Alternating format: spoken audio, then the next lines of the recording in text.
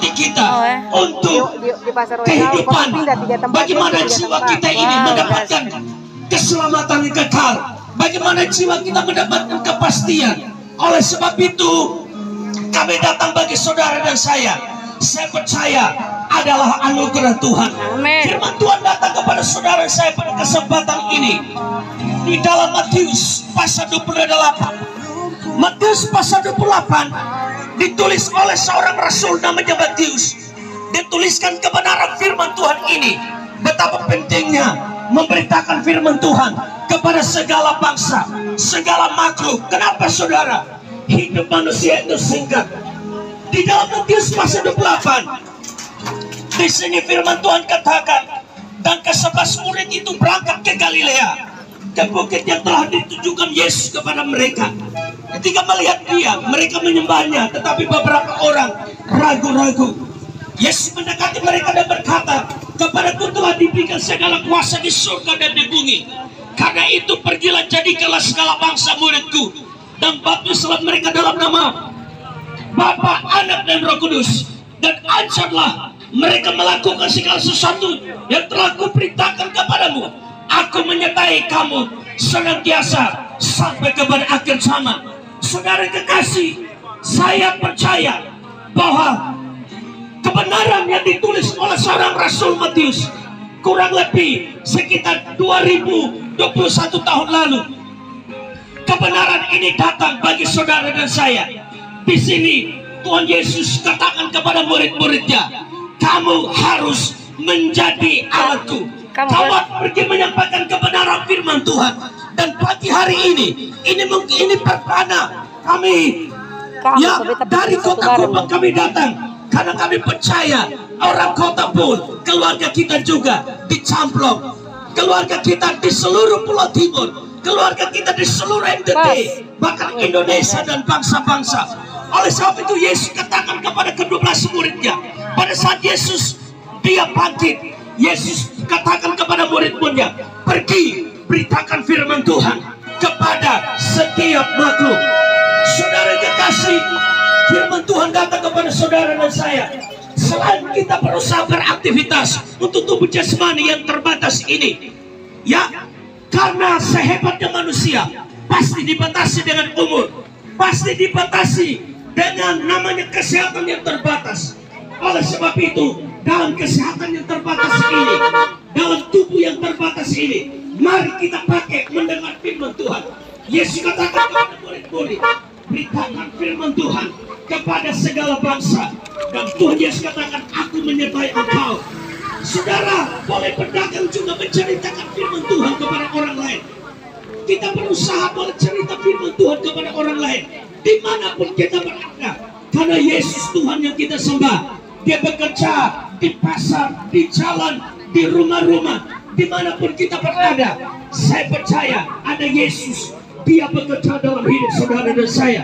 Saudara, sebelum Yesus dia katakan kepada murid-muridnya, pergi beritakan Injil kepada segala bangsa, segala makhluk. Yesus melalui proses yang panjang.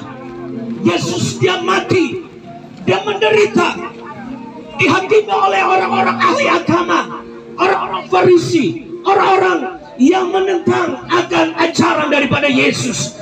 Dan Yesus sebelum dia katakan kepada murid-muridnya, pergi beritakan Injil, Yesus dia menjadi saksi Tuhan selama sekitar 33,5 tahun.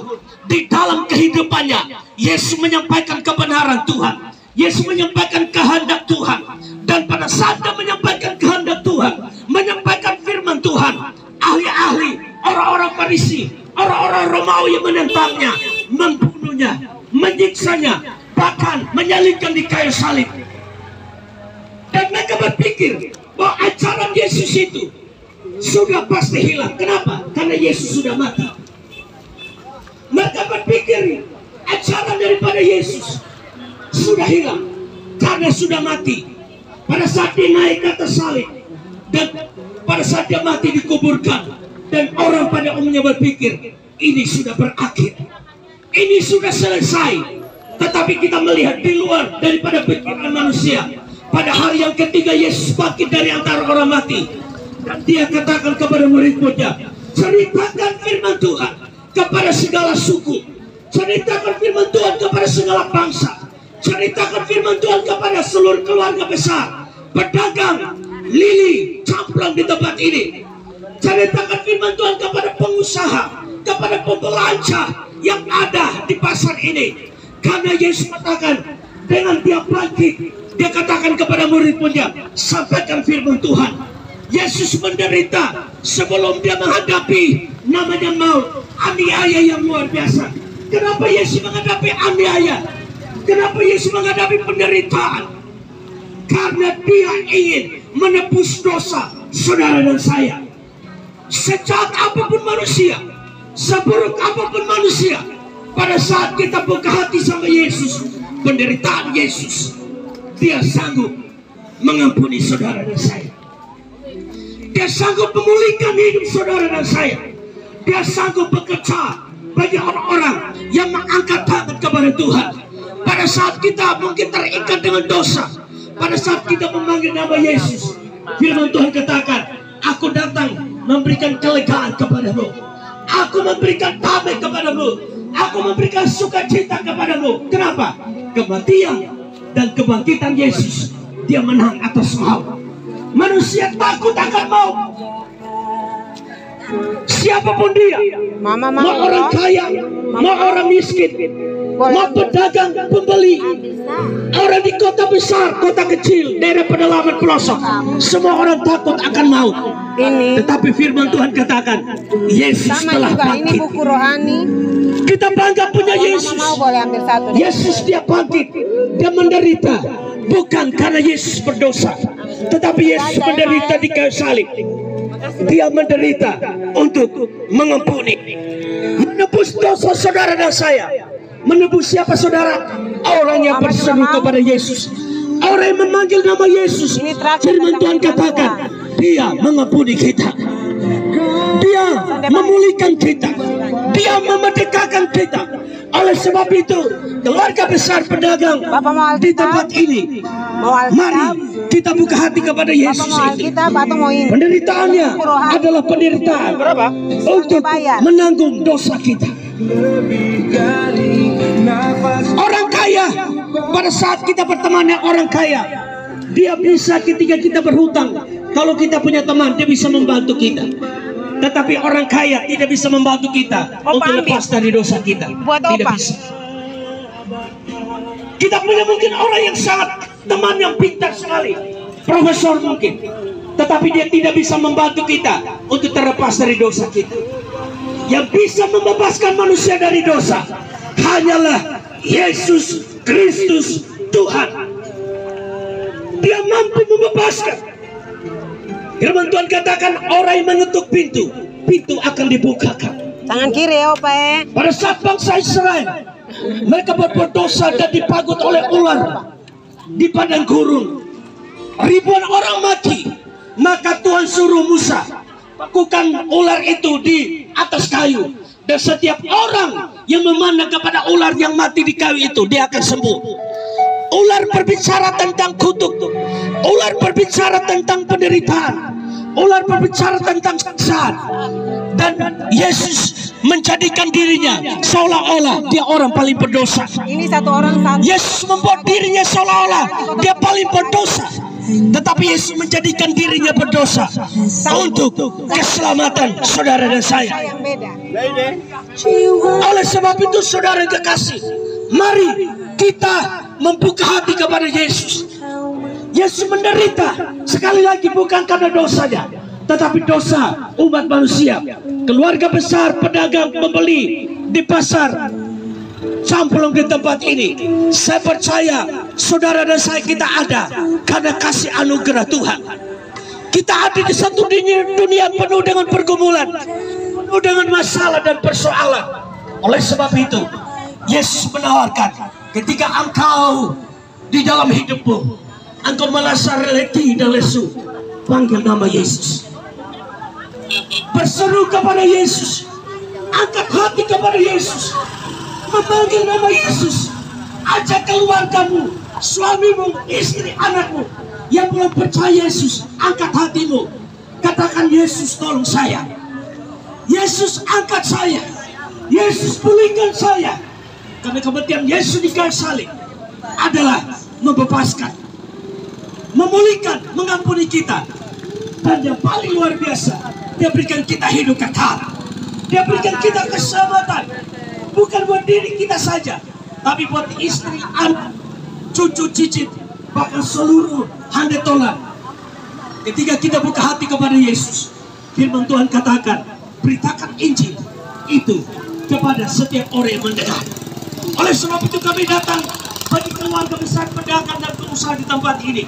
Kami rindu sambil kita berdagang dan berusaha, kita buka hati dengan Yesus. Kita angkat hati dengan Yesus. Mungkin ada yang sudah jauh daripada Tuhan, ada yang sudah tinggalkan Yesus, bahkan yang belum percaya Yesus. Firman Tuhan katakan, kepastian keselamatan hanya ada di dalam Yesus Kristus Tuhan. Mari saudara yang kekasih, jangan kita melupakan Tuhan, apalagi meninggalkan Yesus, apalagi tidak peduli dengan Yesus. Sambil kita berusaha, ketika kita buka hati sama Yesus, ada kasih Tuhan melawat kita, ada anugerah Tuhan melawat kita, ada pengampunan dari Yesus datang bagi saudara dan saya. Saya percaya Tuhan bekerja dalam hidup saudara saya. Shalom, Tuhan Yesus berkati. Saya ingin mendoakan saudara. Mungkin ada yang sakit di bagian mana saja, saudara sambil berdagang, dimanapun saudara duduk, berdiri. Saya ingin mendoakan saudara, karena pengorbanan Yesus di kayu salib, Dia sanggup juga menyembuhkan kita. Amin. Ada amin. Dia sanggup menyembuhkan saudara saya. Pengorbanan Yesus di kayu salib dan kebangkitannya, Dia menyelamatkan seluruh umat manusia. Karena juru selamat satu-satunya di muka bumi ini hanyalah Yesus Kristus Tuhan. Saya ingin berdoa buat saudara. Saudara sakit diabetes kah, sakit apapun, rematik, asam urat, apapun sakitnya, saya ingin mendoakan saudara. Saudara boleh tetap berada di tempat masing-masing. Ya, saudara boleh pegang bagian yang sakit. Saya percaya Tuhan dengan karya Yesus di kayu salib, Dia sanggup menyembuhkan saudara. Amin. Mari kita berdoa. Saudara boleh ada di tempat masing-masing. Kita akan berdoa. Dan saya percaya Tuhan bekerja meneguhkan kebenaran firman Tuhan. Mari kita berdoa. Tuhan Yesus, pada saat ini hamba-Mu berdoa bagi anak-anak-Mu yang ada di tempat ini, yang sakit Tuhan sembuhkan. Asam urat, ginjal, sakit apapun, hamba berdoa dalam nama Yesus, ada kesembuhan, ada mujizat, ada kemenangan di dalam nama Yesus. Yang mengalami hutang piutang, Tuhan berkati agar bisa membayar hutangnya. Hamba berdoa dalam nama Yesus, Roh Kudus bekerja dengan luar biasa bagi anak-anak-Mu di tempat ini yang belum percaya Yesus. Hamba berdoa Roh Kudus bekerja, selamatkan dalam nama Yesus, karena keselamatan hanya ada di dalam Tuhan Yesus Kristus. Tuhan Yesus bekerja. Hamba berdoa dalam nama Yesus, ada pemulihan, ada mujizat, ada kemenangan terjadi di dalam nama Yesus Kristus. Terima kasih Tuhan. Hamba berdoa dan bersyukur. Tuhan Yesus berkati. Shalom. Tuhan Yesus berkati. Teman saya akan melanjutkan.